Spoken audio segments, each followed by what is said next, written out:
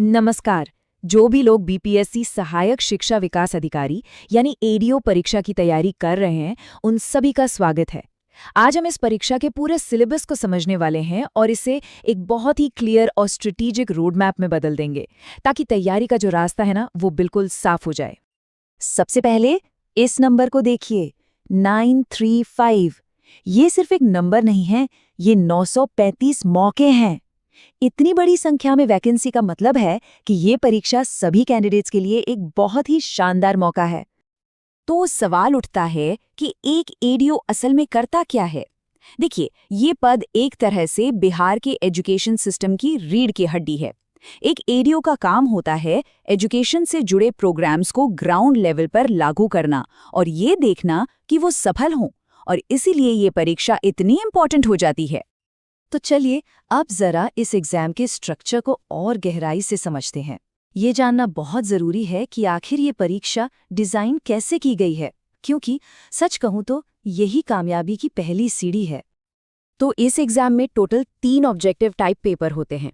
पहला पेपर है general language का, दूसरा है जनरल स्टडीज का और तीसरा है जनरल एप्टीट्यूड।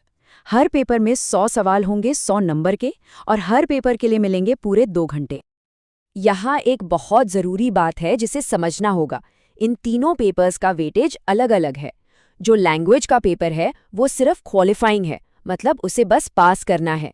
लेकिन जो फाइनल मेरिट लिस्ट बनेगी ना, वो सिर्फ और सिर्फ जनरल स्टडीज़ और जनरल एप्टीट्यूड के मार्क्स पर बनेगी। और एक और बहुत ही ज़रूरी नियम है, नेगेटिव मार्किंग। जी हाँ, हर गलत जवाब पर आपका 1/3 नंबर काट लिया जाएगा। इसका सीधा मतलब ये है कि अंदाज़ा लगाने से बचना होगा। उन्हीं सवालों के जवाब देने हैं जिनके बारे में पूरा यकीन हो। सटीकता यानी एक्यूरेसी ही यहाँ जीत दिलाएगी। चलिए अब पहले पेपर पर फोकस करते हैं, लैंग्वेज क्वालिफायर। ये एक ज़रूरी पड़ाव है, लेकिन याद रखना है कि इसके नंबर रैंक में नहीं जुड़ेंगे, इसे बस पार करना है। इस पेपर का फोकस एकदम क्लियर है। 100 में से 70 नंबर जनरल हिंदी के लिए हैं और 30 नंबर जनरल इंग्लिश के। तो साफ है कि हिंदी पर ज़्यादा ध्यान देना ही होगा।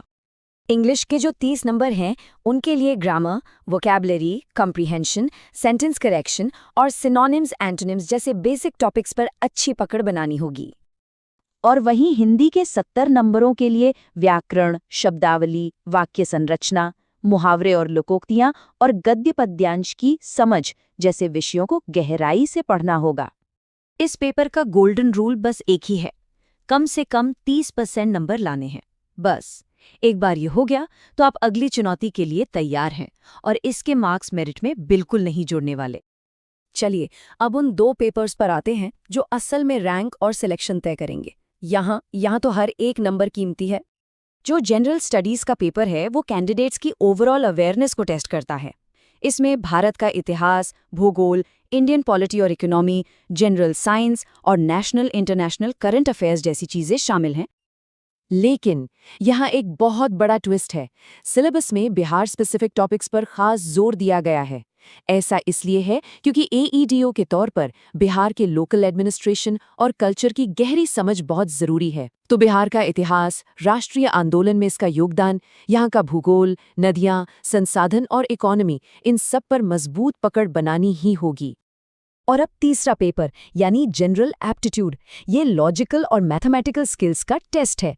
इसमें आपको अरिथमेटिक के सवाल मिलेंगे, जैसे परसेंटेज, प्रॉफिट एंड लॉस, फिर रीजनिंग जैसे कोडिंग, डीकोडिंग और सिलॉजिज्म, और साथ ही डेटा इंटरप्रिटेशन के सवाल भी होंगे। तो इस पूरे सिलेबस को समझने के बाद सबसे बड़ा सवाल ये उठता है कि तैयारी की सबसे अच्छी रणनीति क्या हो सकती है, सबसे ज़रूरी टेकअवे क्या है।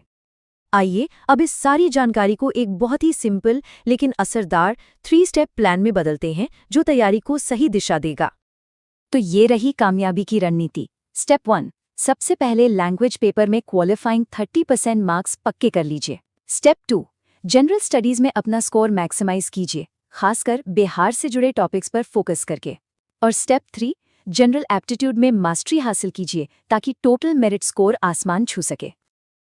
तो अब रोड मैप एकदम क्लियर है, सिलेबस और स्ट्रैटेजी दोनों हमारे सामने हैं। अब बस इस सफर को शुरू करने की देर है। सभी उम्मीदवारों को उनकी तैयारी के लिए ढेर सारी शुभकामनाएं।